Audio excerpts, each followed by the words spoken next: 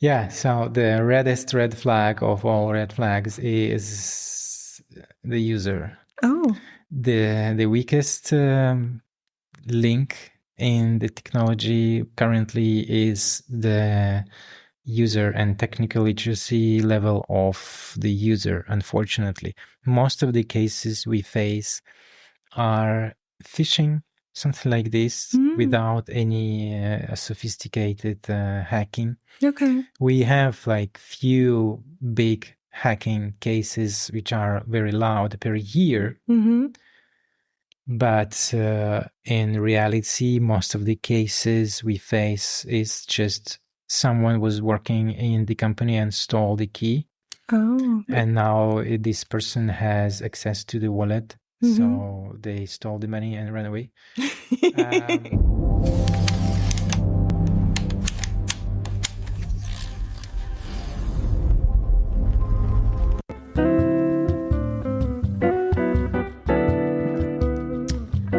Welcome back to Intangiblia. Today, we are joined by someone who doesn't just decode system, he builds tools for the digital world.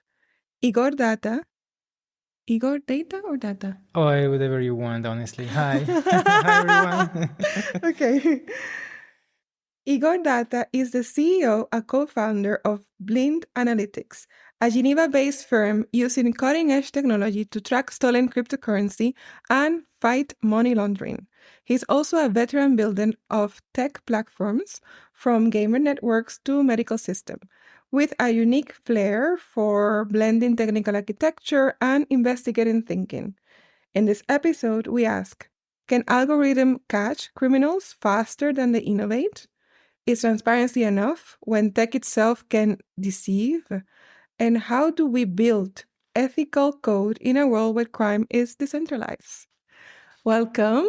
Hello, everyone. My name is Igor Data. I am CEO of Blin Analytics. We focus on tracing stolen crypto assets. So we fight money laundering on the blockchain. Ah, that's great. And how did you end up in Geneva? So, in fact, it was completely random. I found a new opportunity after moving from US. I moved to Switzerland and I'm quite happy here. This is an amazing country. I love it. So we both transplants. Yeah. And you have navigated diverse industries, gaming, medicine, petroleum, and now crime fighting. What unifying passion fuels your tech leadership in all of these different industries? Yeah, this is simple. I can tell you, I like to make people happy. And when I see my friends or colleagues or some other people struggle in some area with their problems, I like to think about these problems, gather as much information as I can. So then I start to kind of rotate this problem, this information space in my mind, and at some point in time I can see like that's it, I can connect the dots and find the solution for this. Then I start working with these people to better understand how they see the world and how to build the product in a way they would like to have it, and then I bring it to them and they're happy. So that that's a beautiful statement. So it's to bring joy to people's life. yeah. That's very nice. In Blink Analytics is on the front lines of anti-money laundering, a very cross-edge, very heavy kind of work that you do, and crypto investigations. What's the hardest part of following the money in a decentralized environment? So a few years ago, I would say it was mixers. And mixers are the services designed especially to obfuscate the path and make it impossible to trace stolen assets. Not exactly stolen. It's nothing bad in the mixer per se, but in my area, criminals was always using mixers to obfuscate the path of the assets so we cannot trace them. So we were able to solve, let's say, unsolvable task and find a way how to demix and start tracing. That was the beginning of Blin Analytics. By the way, Blin stands for blockchain investigations. So this kind of stuff. So easy.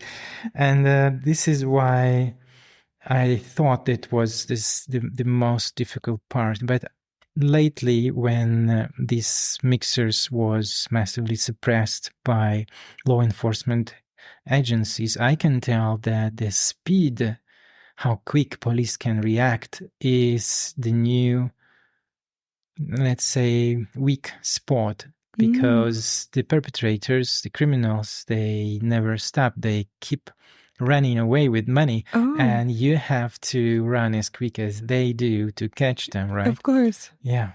So you will say that is the reaction time that takes... Yeah, this is crucial. Reaction time is crucial. I would even say if you have some digital assets and one day you realize that they were stolen, you should run to police and open criminal case the same day. Even the same hour, if you can do that. The moment you realize that something is off. It might be... it might have really serious impact on success of freezing the assets. Because the faster you follow them right after the act, the easier it is to catch them. In fact, first few steps are the most important. And if criminals manage to reach some exchanges, that might drastically reduce the probability of success of the investigation. Of freezing the assets. The investigation itself can take months, sometimes years in some specific cases. Yeah, but because they need to take it to court, it needs to be robust, it takes a lot of steps. Yeah. But if you want your assets being recovered, you have to act very quickly. Yeah, okay. So report. The moment you see something, say something. Like yell something. If all transactions on blockchain are visible, then why criminals expect to get away with the stolen assets and how? Yeah, so as I said, there are these kind of mixer services, and they work in a way that you can follow the money, right? But you don't know who owns the money. It's like several people will approach the table and will put all their money on the table, mix it, and then you take the same amount that you put, but you didn't take your money, you take someone else's money, and they're mixed, they're split into small pieces and then mixed, and then you receive them back.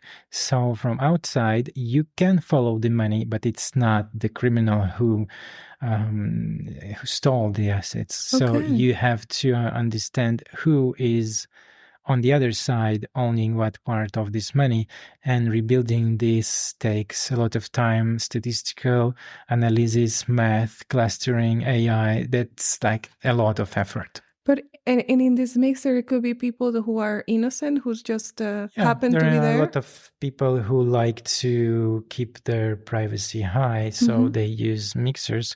But unfortunately, a few years ago, about 80% of incoming money into the mixer was some illicit asset. Yeah. Okay.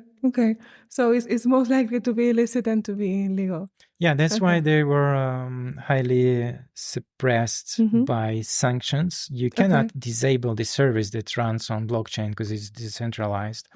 But you may scare all good people to have a risk to their real good assets would be frozen, so they stop. They won't be able to use them. Yeah. So they used it to some degree for some like specific cases, but you don't put a lot of money there anymore. Okay, because you have the risk of being frozen just because it looks suspicious. Yeah. Okay, makes sense. Yeah. And if you're genuine doing something, the last thing that you want is to lose your money. Yeah. But when you're a criminal, you have more. By the style of the hacker, do you have an idea where they come from? Yeah, by the style of the hacker, we have an idea where they come from and even where they are located on the planet, most probably. Wow. And is it one person, like few people, or it's a big group, or we can see that. Yeah. Well, that's interesting. Yeah. So it's like an artist. Yeah, so they all have distinct patterns. And Okay. what we do when we start investigation, we build behavioral pattern, and then we use automation tool to filter millions of transactions to find the same behavioral pattern, and then we analyze it manually. So we do not rely fully on the on automation, but we use a lot of automation in our work. So it sounds very closely to criminal profiling, what they do when they try to assess the kind of person that they're dealing with or trying to find the criminal. Yeah. Wow, it's very interesting. It's very interesting. It's very there's interesting.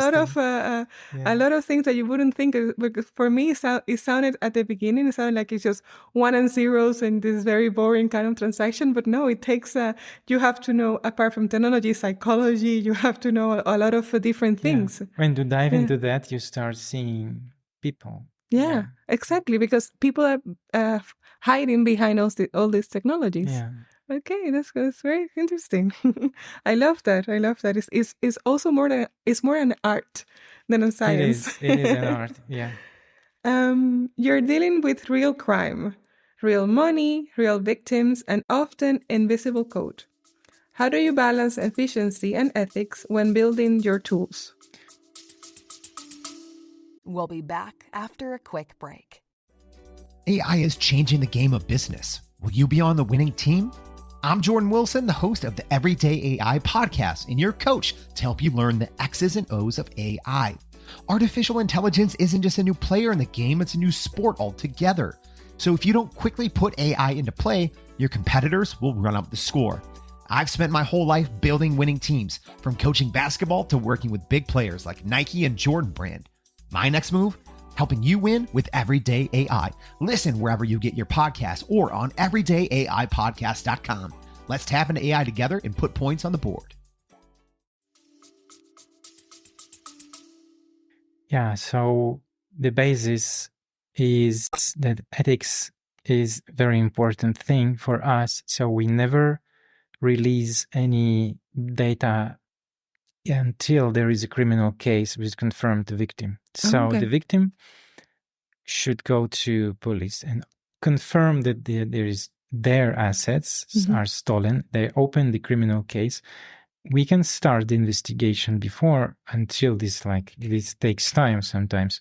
But for this information to be released, we need to have a confirmed open criminal case. Okay, you need to have the backup of the official authorities to be able to work. True. Makes sense. And moreover, we have no right to get information about the criminals. So we trace them to the endpoints. Like, for example, this is the exchange.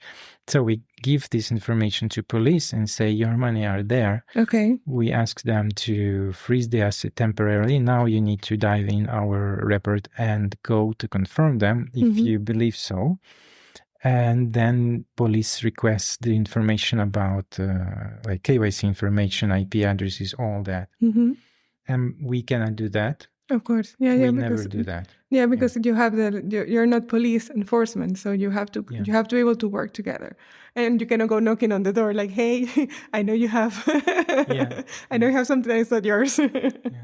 So we see a lot of movement on the blockchain. We understand what is happening. Moreover, we follow other cases on open data. We like to follow everything we can because it helps us to understand where are our clients' money and where definitely not our clients' money. Let's say North Koreans, I say they have this distinct pattern, and it's very easy to remove them from the scene, so we don't spend time tracing them.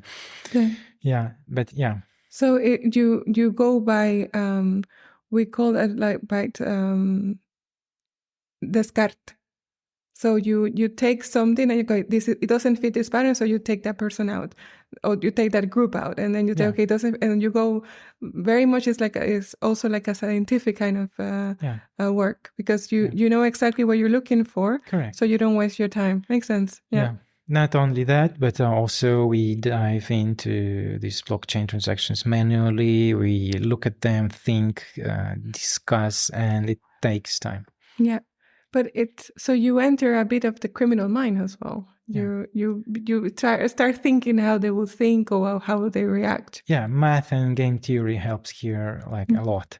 If you stole some assets, you can spend some portion of these assets to launder this money, but you cannot spend a lot, right? You cannot spend more than you stole. Of course. And you cannot spend like the same amount, most probably because you have no profit. So that creates kind of balance between how much the perpetrators are willing to spend on the money laundering, and that limits their possibilities. Oh, and do they have any preference of what they like to spend on? Yeah, it's seasonal. Like this year it's that, next year it's something different, and it's kind of funny to look how they change their strategies, most of them.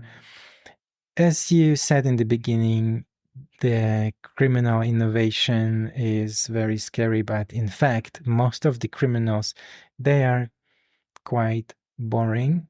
And they follow the usual patterns. Most probably they discuss it with other criminals, or they don't know what we know, for example, that we are already seeing these patterns. So in fact, they don't really like to innovate. They more like, they hope that everything will be fine for them. They go for the short things. Yeah.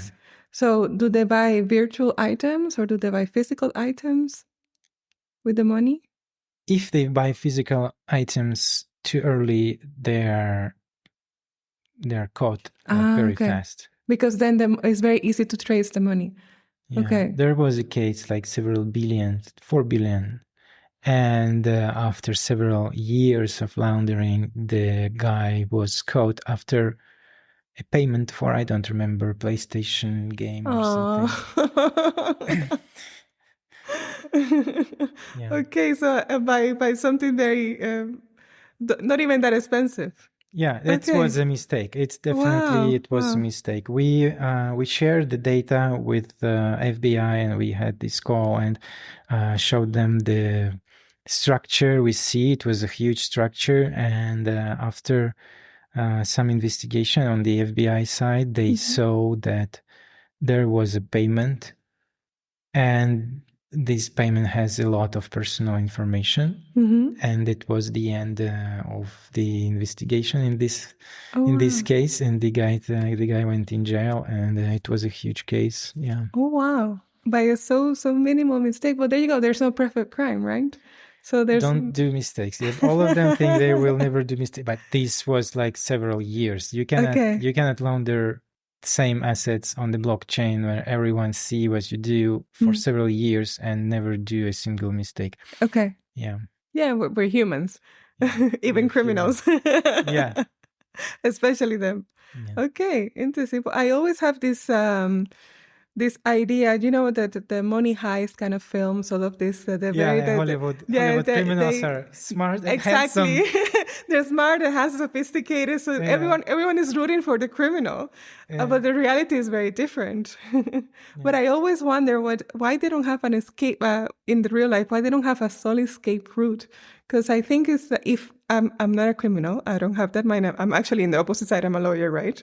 But I always wonder if I ever do something extremely crazy, I will try to have a way out, because sometimes they do it and then they're in the middle with holding the pot of gold and they don't know what to do with it. In fact, I can say that the cases that we follow we crack them, but a lot of cases are just closed and not even investigated because police don't have enough resources and time. So a lot of criminals just got lucky. Oh, because it's not as big to be followed. Because they stole too little. Okay. So no one wants to invest time to trace them, unfortunately. This is no recommendation for anyone to do anything criminal. It's again, the game theory comes into play, because if you stole just a little bit, but in the same time you have the same risk as the guy who stole several billions. Yeah. But like, would you like to do that? No, it's that's kind of no. stupid. And it's always in your head. Once Yeah. you do something like that, you always I will feel forever someone is looking at me. I wouldn't have peace. I will ever feel like someone is after me. So It's true. and they are. Law enforcement usually is slow but imminent. he will catch you. They follow all that.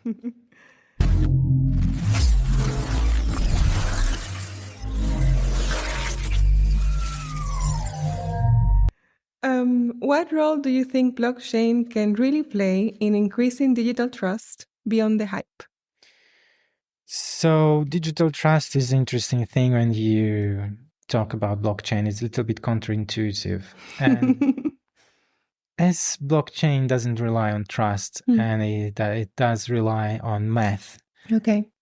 it kind of increases trust into other agents on the blockchain, because if you know that if it was accepted by blockchain, it means that it's there, it's true. Okay. If you receive the transfer of money, it's yours now. No one can like do nothing except stealing your keys or some other things. But if it's on the blockchain, it's yours and you don't need to trust anyone, and it removes the trust from the equation. And by that, in fact, it incentivizes more to trust to other agents, because you don't need to build this trust beforehand.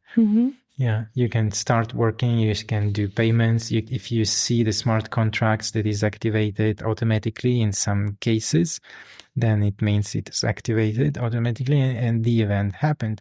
So you don't need to have trust. And in this case, it kind of removes a headache about should I trust and until what point? And if I trust this person, yes, like if I trusted yesterday, should I trust it tomorrow? Okay. That removes all that. And I truly believe blockchain is amazing thing that incentivizes trust by removing trust from equation. So the system is trustworthy in itself. Yeah. So you don't need to have the mental load of thinking, oh, should I trust it or not? Because if you understand how it works, then by itself you say, okay, I know the system is built in a way that it cannot be fooled. You trust the system. Okay, you trust the math.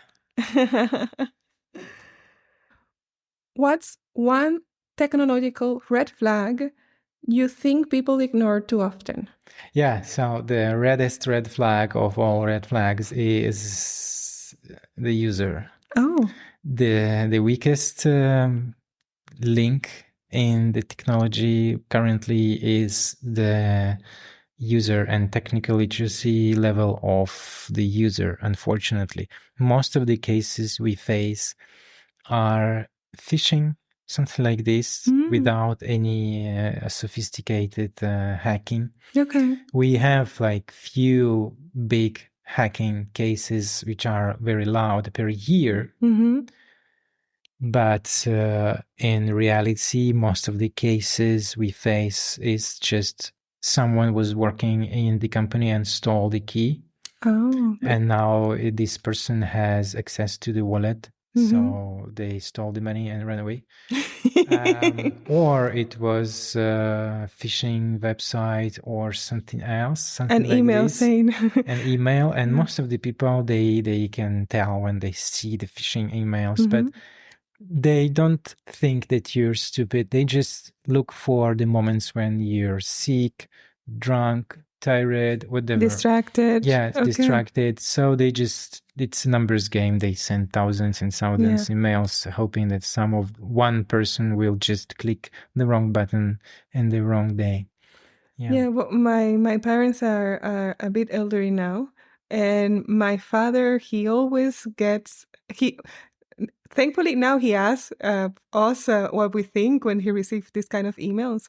But he always, I think he's in a list of potential easy to get kind of victims, because he often gets all these emails from from his bank, from people asking for business venture, for all those things. And my father, he always trusts. He always thinks it's something that is trustworthy. But now at least he asks. But he has had some incident, nothing major, but still he's often targeted in that way. And I've seen that a lot, that they often also target people who are vulnerable, but maybe not in the sophisticated way of the blockchain, which is a different kind of user. But overall, is as you were saying, that they play with the vulnerabilities. So they play with people who are not in the right mind in the right moment, or people who are just doing something else, and they see something quick and they don't really reflect on it. So they really play with whatever the person might be coming through or happening in that moment. So true. And in case of bank, you can call them and say, hey, stop this payment or whatever, start the investigation right now, call the other bank and freeze whatever you can. In blockchain, it's poof, and it's gone. It's gone. It's gone. Yeah, that's scary. Yeah. So be careful what, so it's mostly like the behavior that they're looking for weaknesses. Yeah. And they do it in a large scale to have a few. Just random, random, hoping that someone will click something by mistake. Okay. And if that happens, I highly recommend to act as quickly as possible and put emotions aside for a few hours, run to police, start a criminal case, call us, and we can, if it's first hours, we can try to freeze as much as we can. Okay, you can cry at the police station. Yeah, if and you need to. I would even say that if we're talking not about people, but about the companies that deal with digital assets on the blockchain, I would highly recommend to have the protocol of actions, what you do in case it happens. I understand that we don't want to think about it, but in case that happens, there should be already a lot of questions answered. Who is going to present the company and go to police, start open the case, in what country, what legal entity, because some companies have several legal entities. So you should decide in what country, in what exactly police department you will go, who you will talk to, when, and you have to have these people on the call, on the phone 24/7 for this case. So it's kind of like if fire happens in the office, you need to have a designated person who's going to lead the group, who will do anything, because everyone else will run in circles and like cry and yell. Yeah. So that's a great advice. So before anything happens, there should be everyone should know their roles. Yeah. So the one who has to go to the police, the one who has to gather the evidence, the one who needs to also inform the rest, so it stops all that. So it's interesting to do it beforehand, so the person is kind of prepared and know how they go into action mode instead of panic mode. Yeah, definitely. That really helps. So you need to have some procedures to prevent these kind of situations, but you also should have some procedures to act quickly when it happens. Just reach out. I can help, definitely, to set up this kind of stuff. Yeah, makes sense. Makes perfect sense. So don't panic. Don't panic. You panic after. Panic after, the aftershock. Do this, do that, and then you can panic when someone else, when professionals are on the case. Yeah. You hand over, and then you can go to your corner and panic. You can panic for a couple of months after. If we gave you the power to redesign one digital infrastructure from scratch, finance, ID, or regulatory compliance, which would you choose and why? Oh, honestly, this one not about blockchain. Can I say? But maybe about blockchain. I don't know. It's not. I am really annoyed with the price of the transactions of like bank card transactions, Visa and MasterCard. And when you go to the convenience store and they say like at least $5 or we cannot do the transaction, it's because the price of the transaction is about 10 cents per each transaction. And that is in fact the reason why we have so much advertising on the internet because we don't have small transactions, we don't have microtransactions, so they kind of have to survive. And I honestly, if we could rebuild this part, that would really help everyone. Convenience stores, that would reduce amount of advertising on the internet, and that would really help us to see the world differently. You like the post, you can like send a couple of cents, and it really helps to incentivize creators. I believe so. So to remove the barrier of entry for this transaction, because you have to have a minimum in order to be able to pay for a transaction currently. Big, So the idea would be to make it open. Yeah. Yeah. It would be great. I hope we're gonna get there in a couple of decades, because these Visa and MasterCard transaction networks, let's say, they were born when compute resources were very expensive. Let's say it was a different load. World. Currently, it's I would say it became several times, maybe orders magnitude cheaper. So I hope the time is coming for us to move from 10 cents to 1 cent transactions. And then no cents. At some point in time, we might end up something like this. Yeah. Okay. Might end up. So to make sure that there's no block in the process. Yeah. So if you wanna how much money you wanna send, you will be able to send it without the minimum. Yeah, it's like public transport. It might be not profitable, but it incentivizes the economy in the country. So yeah, it's a public service. Yeah, we might end up having this kind of transaction networks being extremely cheap and not very efficient, but at least extremely cheap and on a government level, maybe. I'm not sure, but I truly believe we might end up with some kind of blockchain structure. Okay. At the end, because it becomes more and more efficient. On the other hand, some blockchains, they grow very fast. But yeah, this, honestly, from a government point of view, blockchain is so transparent if they control it. So I believe government will force us to use blockchain in like 30 years or so. Okay.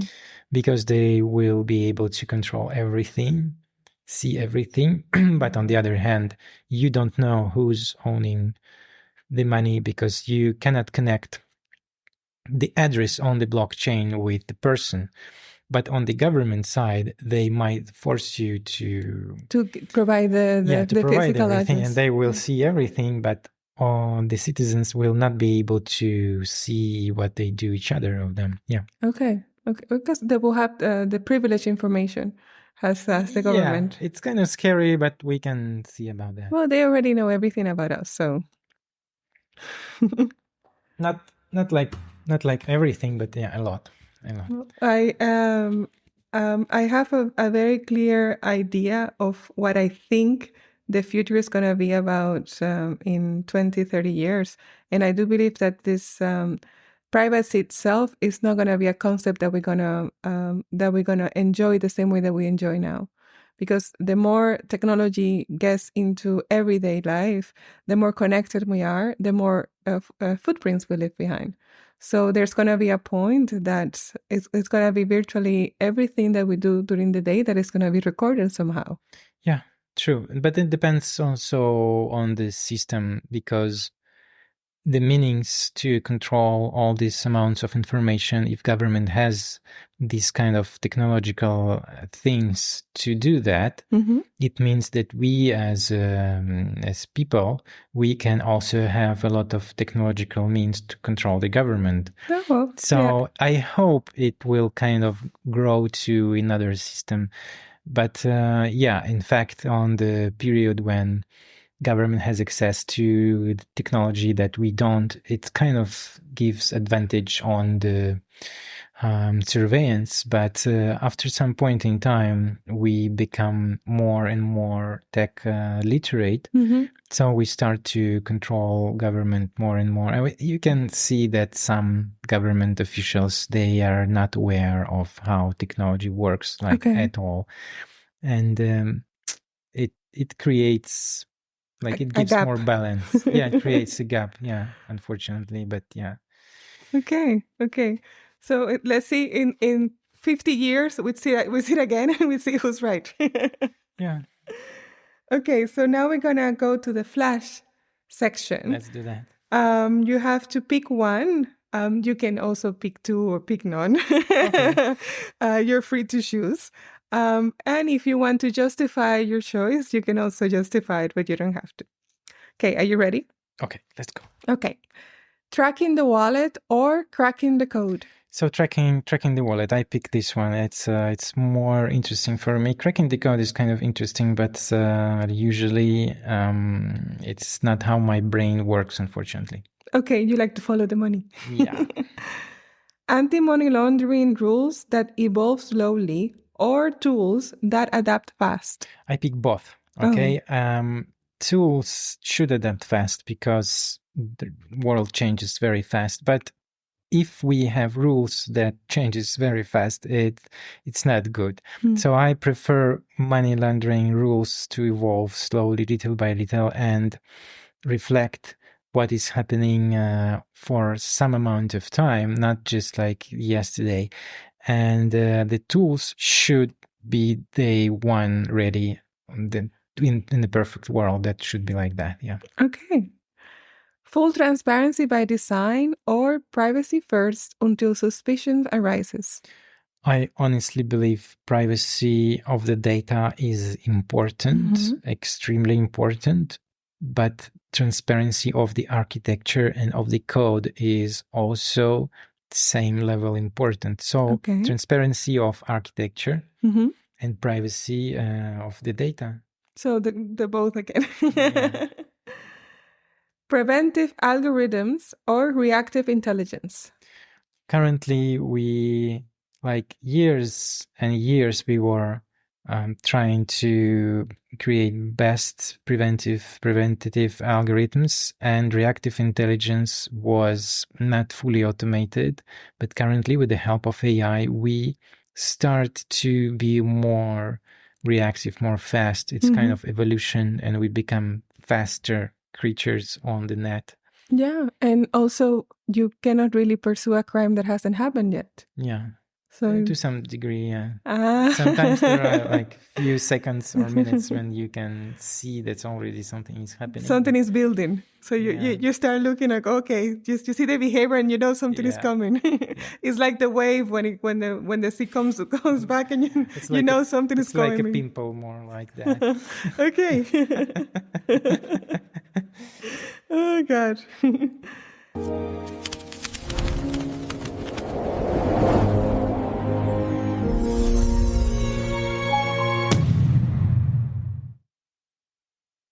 Centralized enforcement or decentralized trust? So yeah, as I said, decentralized trust. Decentralized trust is like when you trust math and it helps, but enforcement should be centralized. I truly believe we have to delegate the enforcement to some controlled, to some degree, agencies. But decentralized enforcement is kind of weird, but still possible at some point in time. But I don't believe that we have technological means so far. The decentralized enforcement, I don't see how it may work currently in modern life. Okay. Protecting data sovereignty or pursuing digital accountability? Protecting data and making big companies accountable for their data leaks, let's say, definitely. Ooh, We have to protect our privacy. We have to own our data. Currently, our data is owned by everyone else. Feudal companies, let's say, like Facebook is kind of a country and they own your data and they sell it. And you live inside, and like other companies, they're similar in their behavior. So I believe we need to end the era of these kind of feudal structures that own human data and humans that don't own their own data. It's kind of weird. It's incorrect. So it's I like the mental picture of there's a tiny you in all these companies Yeah. just waving and saying, hey, take me back. Yeah, I have no power, no rights, and they can ban you anytime, and they still sell your data. And They hold all the control for now. Disgusting. Real-time reporting or long-term forensics? Real-time reporting is crucial currently for cases as usual criminal cases, let's say. But long-time forensics works really well when you fight organized crime on international level.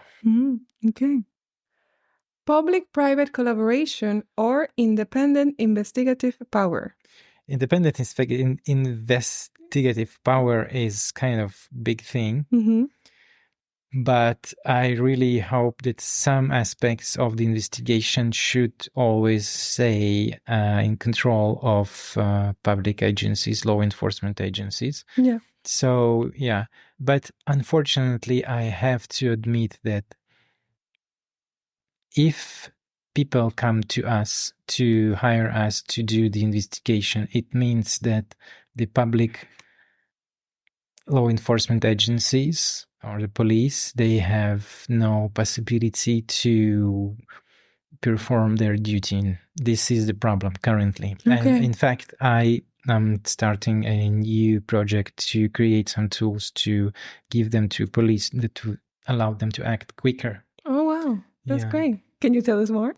Yeah, it's we build a lot of tools internally for our investigations, but they have almost no interface and they have very sophisticated parameters, and it's not convenient to use them. So we want to make them more usable by normal people, not just like data scientists or like that, and try to allow police to use them during their investigations to automate some cases. Let's say if it will not work in 50% of cases, it's okay if it will work automatically in other 50%, and it will just unload all this routine from police. And if I say automatic, it means very fast. Yeah. Yeah. Oh, that's wonderful. That's wonderful. Yeah. I love that. Yeah, me too. Thank you. It's exciting also. Yeah. And a final flash question. Yeah. AI for flagging anomalies or human-led intuition? I would say both, because... No, this is for the next section. Oh, okay. So AI for flagging anomalies or human-led intuition? I say both anyway. Okay, because same answer. To train AI, you need data labeled usually or somehow processed by humans by their intuition or experience. But AI itself is a tool that allows you to see more. And that makes you to get more experience, to have better understanding, and to train better AI. So it goes in levels, one after another. Humans and AI, they work together to improve all the results of each other. So it's a kind of symbiosis. So both. Yeah, both. We still need humans. Some of them. Some. Okay, so now we go into the game. True or futurist? So, ready? You have to choose either one. Yeah. True meaning that is it is happening right now, it is about to happen, or is very likely to happen. And futurist mean that is way in the future, sci-fi is never going to happen, maybe in 50 years, 100 years, something like that. Okay, got it. Ready? Yeah. Governments will use AI to flag suspicious crypto transactions before they are finalized. Yeah, true. It's already there. So it's already there. And sometimes you can see that something is happening even few seconds or minutes ago. In some cases, you can detect it a few days before. Before, I would say before, seconds before, minutes before, or sometimes hours or days in rare cases. But all of that is already there. Luckily, In Europe, we have regulations that AI cannot be the only decision maker. Mhm. You cannot show the AI report in the court and say this AI decided, so we put this guy in jail. So we don't do that here. So it flagging, yes, it Mhm. flags suspicious transactions and it attracts human attention to verify. Okay, perfect. So it's there. It's there. It's there. Know your customer will evolve into know your algorithm. I would say they will coexist. Okay, in because between. the answer is very simple. You cannot put AI in jail so Okay. far. Yeah, so you need someone like your KYC stays. You need someone who will be held responsible in some cases. Mhm. So you definitely need to understand the algorithms and AI that stand behind the decision making, but KYC doesn't go anywhere. Okay. A hacker will eventually be prosecuted by an AI-generated forensic report.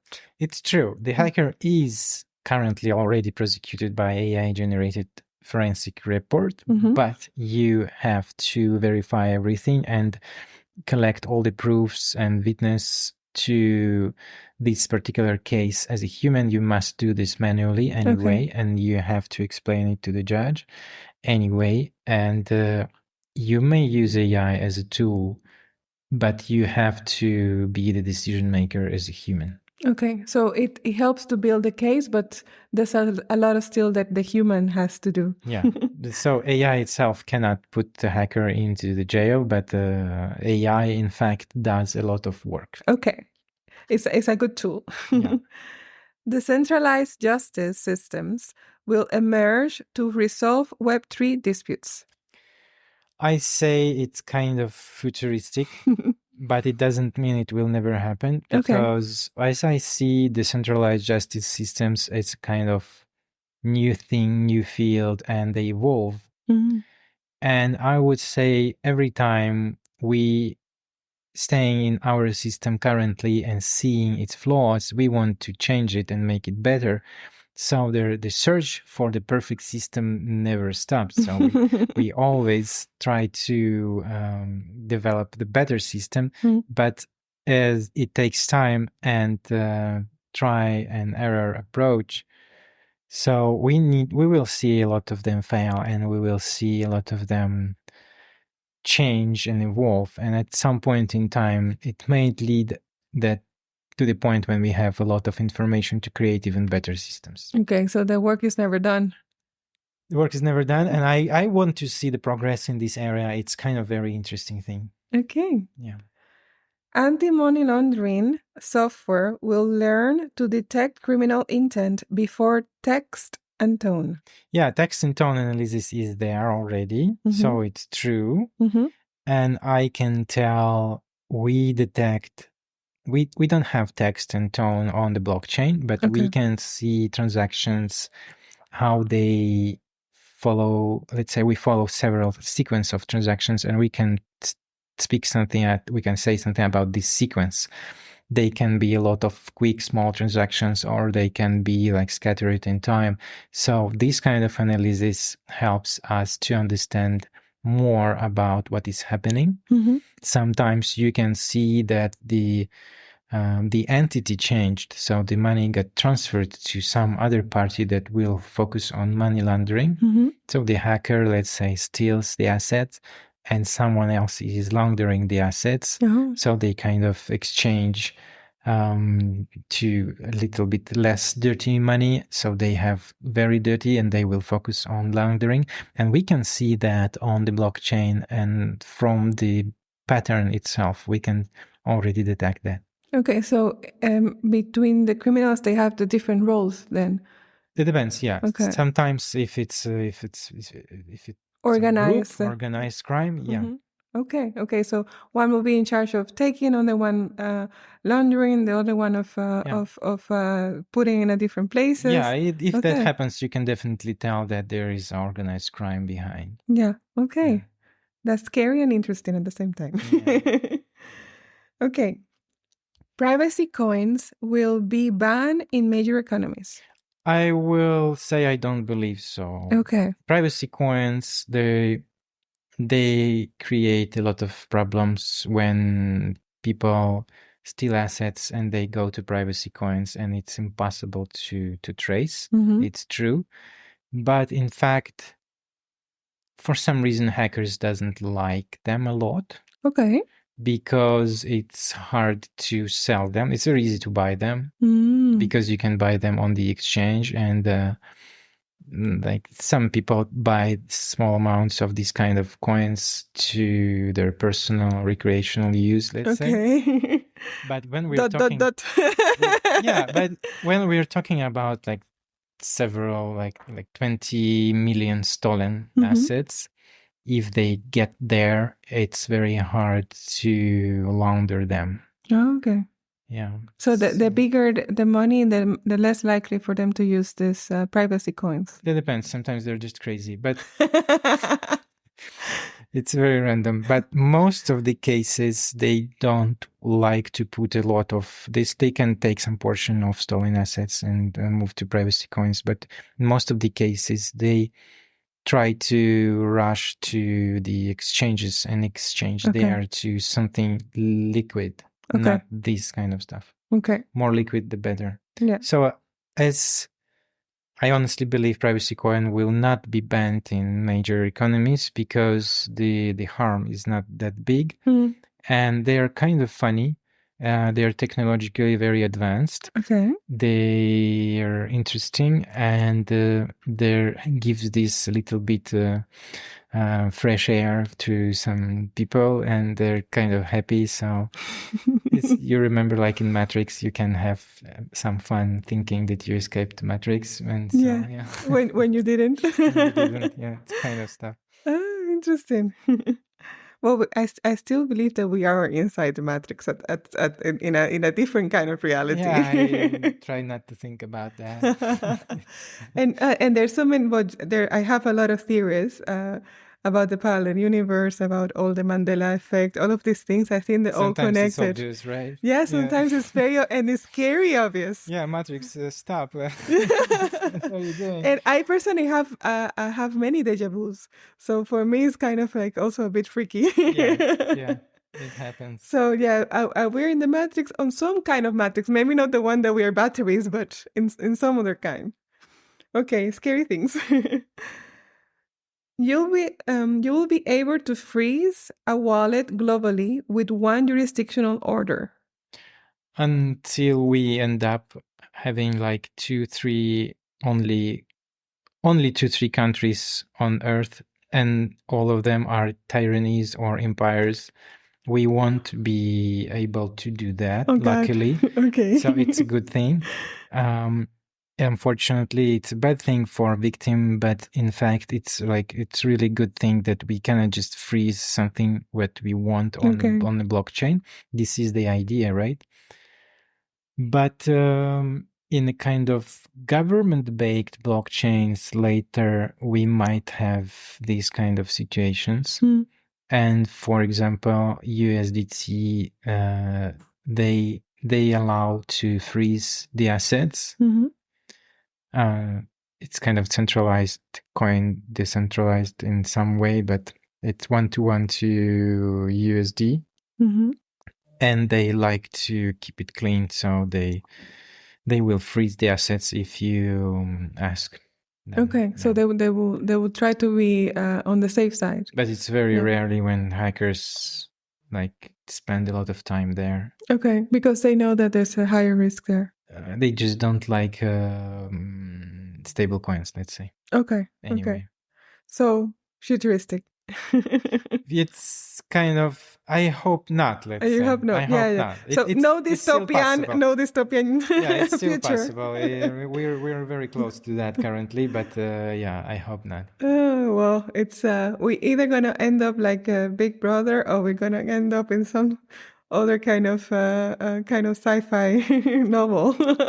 We'll see about that. AI may change a lot of things in ways that we don't even understand how it may happen. Like first internet, no one would say we would have Facebook or TikTok. It's true. It evolved in a way that no one would have predicted.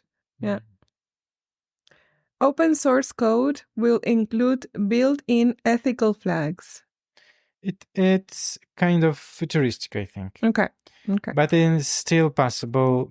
But the thing is, there are a lot of people that don't have any ethical flags to include, and on the other hand, many people might share different ethical views, and they might include different things.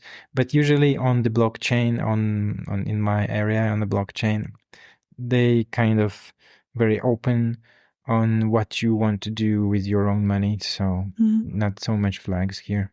Okay. Different styles. Yeah. Smart contracts will include a morality clause in the near future.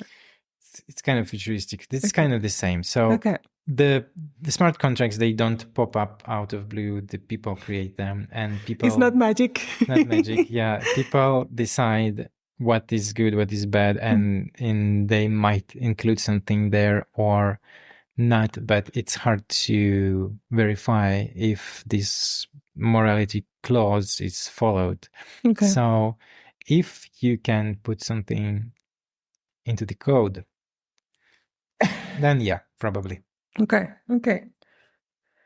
And finally, black market platforms will advertise AI detection avoidance tools. Yeah, AI detection avoidance tools, they're already there. Okay. And not only AI, like any kind of tools you can buy there. And there are some AI models that has no limits on what they could discuss, can they do, hacking models or other stuff. It's there. The question is, they're kind of too young to be really dangerous now. But there was a period of time in cybersecurity when the term script kiddie was coined. It was time when hacking was kind of automated on the script level, and there was a lot of young people who were trying these scripts to hack different stuff, and they were not very experienced, but it was era when prevention and protection was not very sophisticated. So this script kiddies was very successful, hacking everything around, and it was a transition period between complicated smart systems that can prevent hacking. And I believe so that AI will give us the possibility to hack a lot of things in ways that we didn't expect until we develop better tools, probably also based on AI, to fight these kind of attacks. That will be a wave of this kind of stuff, maybe in the next 10 years that we will face that a lot. Yeah, because the technology that evolves in both ways. It evolves for the good, for chasing criminals, but also evolves for making criminal activities.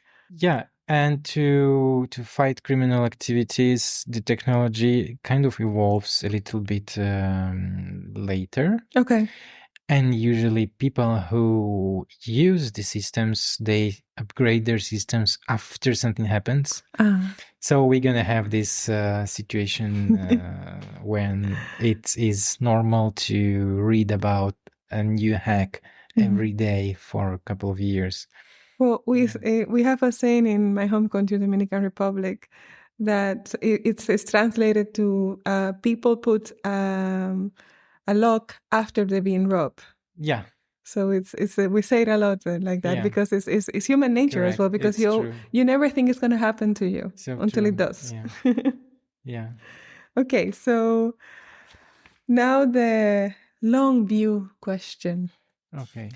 If you had a backdoor key to every digital system, what's one rule you'd locked in permanently?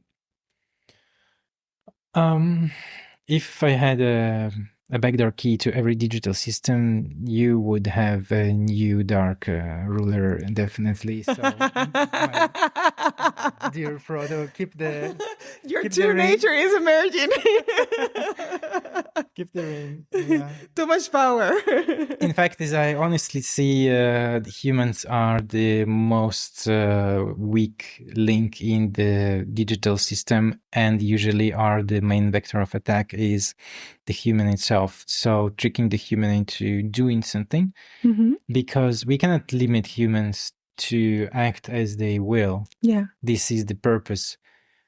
That would really help in some cases. If you put the limit on yourself, let's say you cannot transfer money faster than in 3 days, you have to start the transaction, then you need to confirm the next day. That might help, but it limits you. Your ability.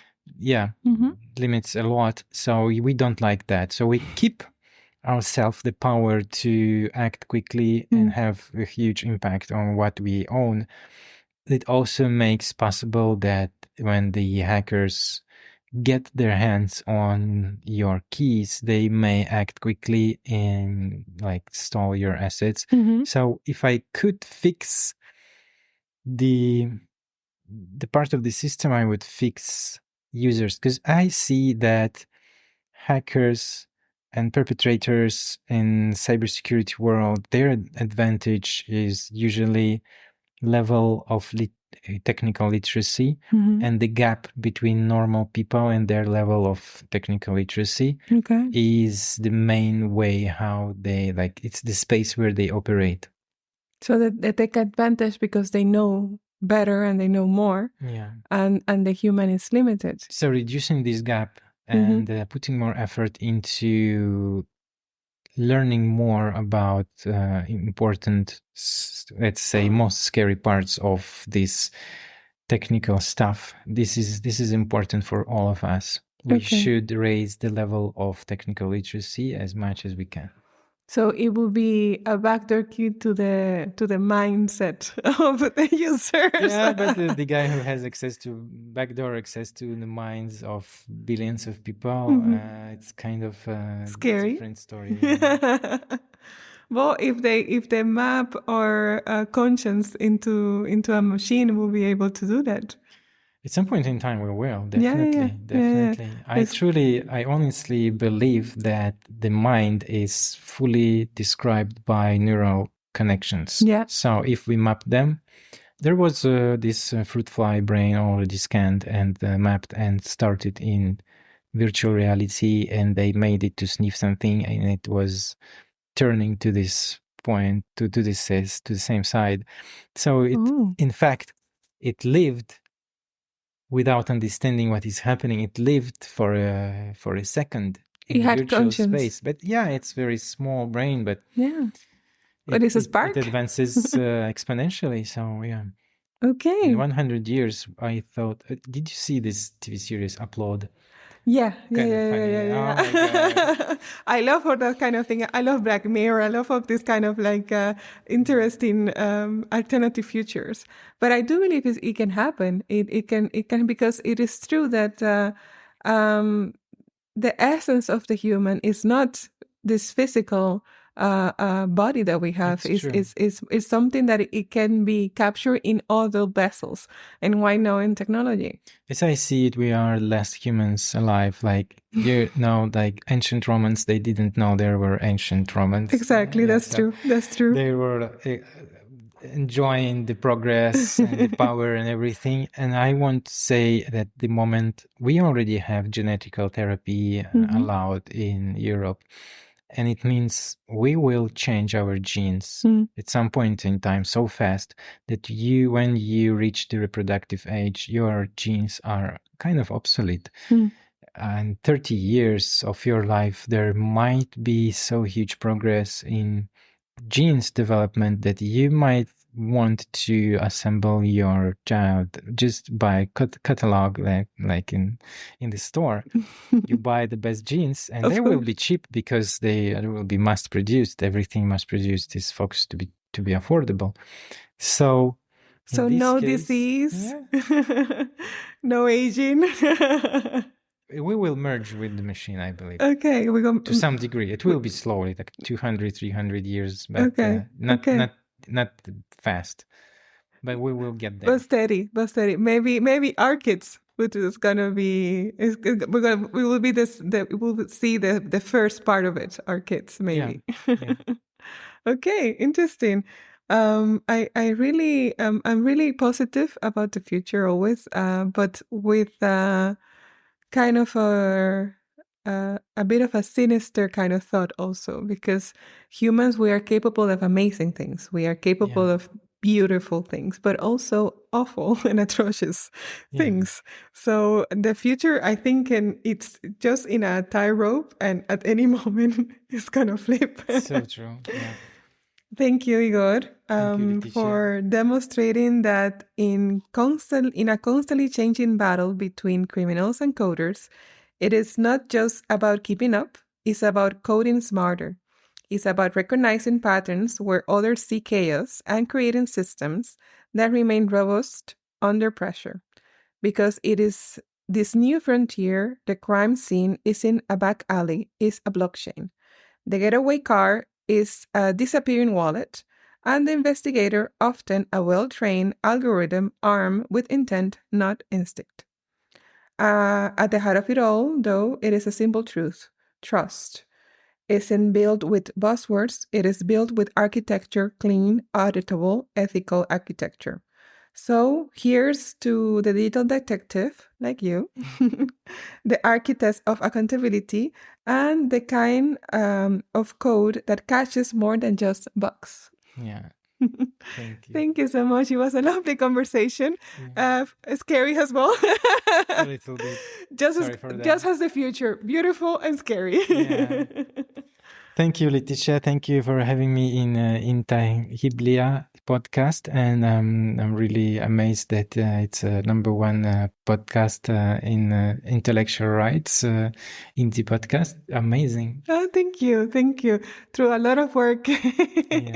No, but it's a beautiful project that I started out of. I love IP, so it's something that I fell in love with when I was studying in law school. A few years ago. And after that, I just became in love with IP because it's the part of the law that really talks about creation, innovation, talks about the amazing things that humans can do. Because I was never attracted to the other kind of more serious part of the law, like land law, tax law, all of this kind of things. So I admire people who do that. You need that, but it's not me. And I come from a family of accountants, so all my families, they are CPAs. So for me, it's like, no, I run away from numbers, from too much formality. So I found in IP like this a creative outlet. But also I found the law because I'm very passionate about the law, the norms, all that. I'm always very curious. So yeah, that's and it has taken me to this podcast. This is my passion project, my third baby. Yeah, follow your passion. It gives amazing results, right? Yeah, it's true. It's true. I think for you it's the same. Thank you. Yeah, it was so nice to meet you. Nice to meet you too. Thank you for listening to Intangiblia, the podcast of intangible law. Plain talk about intellectual property. Did you like what we talked today? Please share with your network. Do you want to learn more about intellectual property? Subscribe now on your favorite podcast player. Follow us on Instagram, Facebook, LinkedIn, and Twitter. Visit our website www.intangiblia.com.